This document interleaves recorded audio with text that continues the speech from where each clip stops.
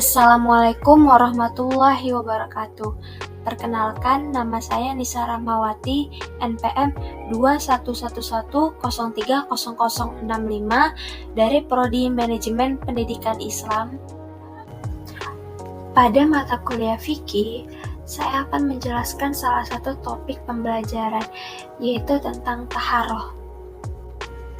Oke, jadi saya akan menjelaskan tentang taharoh. Apa itu taharoh? Bagaimana cara bertaharoh? Taharoh memang cakupannya cukup luas dan sangat penting untuk dipelajari. Maka dari itu, yuk kita bahas. Pengertian taharoh.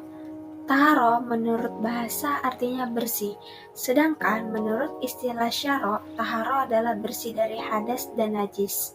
Selain itu, taharoh dapat juga diartikan mengerjakan pekerjaan yang membolehkan sholat berupa wudhu, mandi, tayamum, dan menghilangkan najis.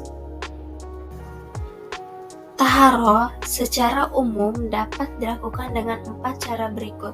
1. Membersihkan lahir dari hadas, najis, dan kelebihan-kelebihan yang ada dalam badan. 2. Membersihkan anggota badan dari dosa-dosa. 3. Membersihkan hati dari akhlak tercela. 4. Membersihkan hati dari selain Allah. Cara yang harus dipakai dalam membersihkan kotoran hadas dan najis tergantung kepada kuat dan lemahnya najis atau hadas pada tubuh seseorang. Tetapi jika hadas atau najis itu tergolong besar atau berat, maka ia harus membersihkannya dengan cara mandi janabat, atau bahkan harus membersihkannya dengan 7 kali dan 1 diantaranya dengan debu. Najis. Pengertian najis. Najis menurut bahasa adalah sesuatu yang menjijikkan, sedangkan menurut istilah adalah sesuatu yang haram seperti perkara yang berwujud cair atau darah, muntah, muntahan, dan nanah. Setiap perkara yang keluar dari dubur dan kubul, kecuali mani. Najis dibagi menjadi 3 macam, yaitu najis muhaffafah, najis mutawasito, dan najis mughalazo. Najis muhaffafah yaitu najis ringan. Contoh dari najis ini yaitu air kencing bayi laki-laki yang belum makan dan minum selain ASI dan belum berumur 2 tahun. Cara membersihkan najis ini yaitu cukup mempercikkan pada bagian yang terkena najis tersebut. Najis mutawasito atau najis pertengahan itu dibagi menjadi 2. Ada najis ainiyah atau najis yang terlihat rupanya, rasa, atau tercium baunya. Dan najis hukmiyah atau najis yang tidak tampak seperti bekas kencing dan miras.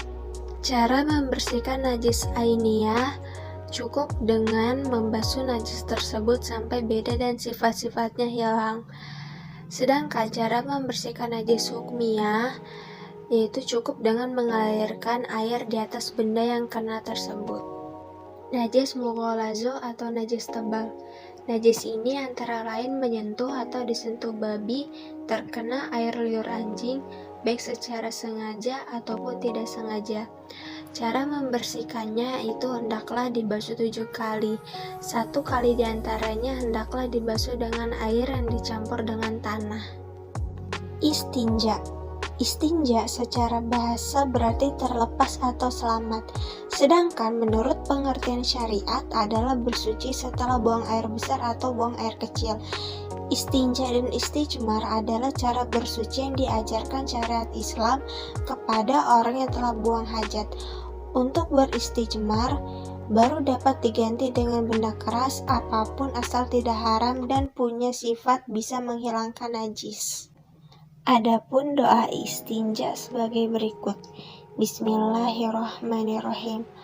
Allahumma hassin farji minal fawahishi wa zahir qalbi minal nifaq.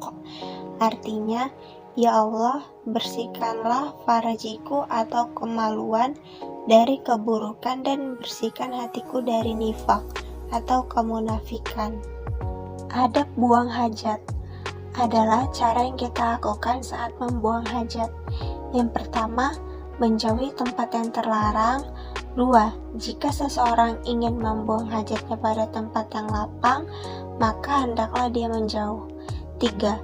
Dimakruhkan memasuki tempat membuang air dengan membawa sesuatu yang bertuliskan zikir kepada Allah Subhanahu wa Ta'ala. 4. Dilarang menghadap atau membelakangi kiblat saat buang air pada tempat yang lapang, dan diperbolehkan pada WC yang berbentuk bangunan. 5. Disunahkan untuk masuk dengan kaki kiri dan keluar dengan kaki kanan. 6. Hendaklah membersihkan kotoran dengan air dan batu atau sesuatu yang mengisap sesudah membuang hajat. Pada saat hendak memasuki WC, disunahkan mendahulukan kaki kiri dan membaca doa masuk WC. Bismillahirrahmanirrahim.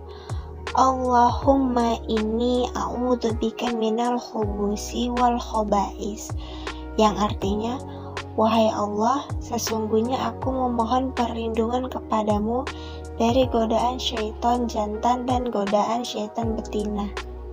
Dan ketika hendak keluar WC, disunahkan mendahulukan kaki kanan dan membaca doa keluar WC. Bismillahirrahmanirrahim. Ghufranaka alhamdulillahilladzi adhaba annil adaba wa'afani.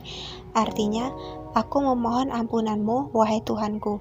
Segala puji bagi Allah, zat yang menghilangkan penyakit daripadaku dan telah mengafiatkanku. Video pembahasan mata kuliah fikih tentang taharus sudah selesai. Saya Nisa Rahmawati memohon maaf apabila ada kesalahan dalam kata-kata maupun kekurangan dalam pengeditan, dan kepada Allah saya mohon ampun. Semoga video ini bermanfaat. Sekian, terima kasih. Wassalamualaikum warahmatullahi wabarakatuh.